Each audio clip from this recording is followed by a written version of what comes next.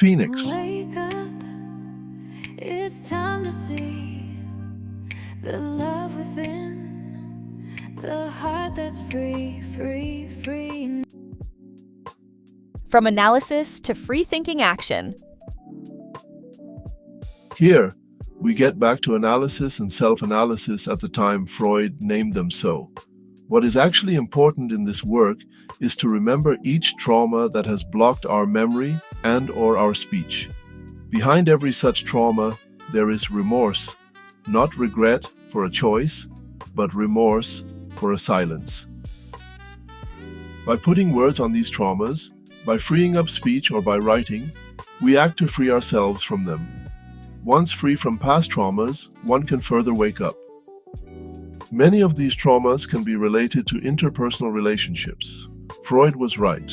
Analysis is a stage on the path to enlightenment, and we come back somehow with him to the know thyself. I know many elderly people, even over 70, who still can't put words on traumas from their youth. They believe there are things that should be kept secret. They still live thinking that if part of their life was becoming public, it could deeply impact them. Why? Because they still live by the others and not by themselves. They do not love themselves enough to stop worrying about what others may think about them. They are not entirely conscious of their natural freedom and the human nature of their self. Their decisions, sayings, and actions still strongly depend on how they think others may see them. They may be continuously paranoid about what others think about them. Givers or takers, those who are not free thinkers cannot easily stand critical thinking, or, worse, critics. They are slaves in a mental cell they built themselves. They worry about things that do not depend on them. They deny the fact that they could benefit from a psychoanalysis and surely will not try to follow the path leading to self-analysis. But, what's the goal of psychoanalysis? Well, to me, it is very simple. To reach a level of self-consciousness in which people understand that they are unique human beings, each having a soul that is way worthier than the sum of all images other people have in their mind when thinking about them. Saying it differently, the goal of going through psychoanalysis is to open your mind to the point where you see yourself as who you really are and stop thinking about how people see you when looking at you. Successfully ending a psychoanalysis corresponds to killing most of your narcissistic ego. 1. Empowering yourself to start listing and being conscious of all beliefs inherited from your lifelong story, experiences, and from education. Try to remember all significant things you did or felt until now. Try to find back the inner child who was able to be dreaming awake. 2. Review your beliefs with the mindset of someone ready to change them for better ones. Question them and try to prove them instead of going on with hypotheses. 3.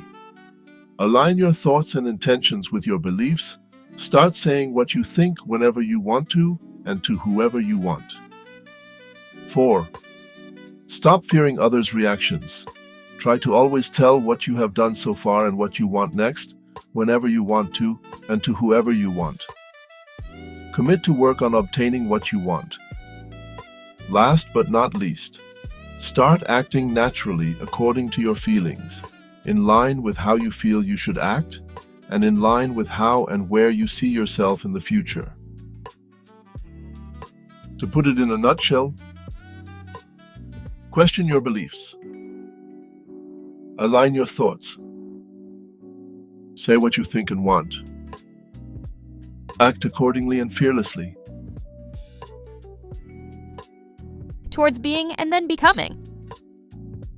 This last chapter of the wake up part is intended to indicate what follows awakening. Once awake, one must seek to stay awake without falling into madness or depression.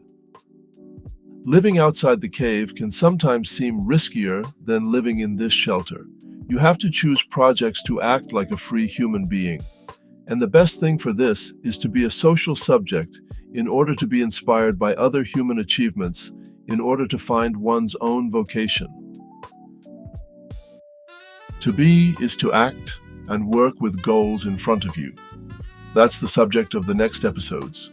It is then through this work on oneself that one can become a free thinker who can be creative, innovative, and leave his mark in history, thus joining the ranks of the immortals. Who knows? Perhaps this podcast will make me an immortal, but that doesn't depend on me, so that I won't worry about it.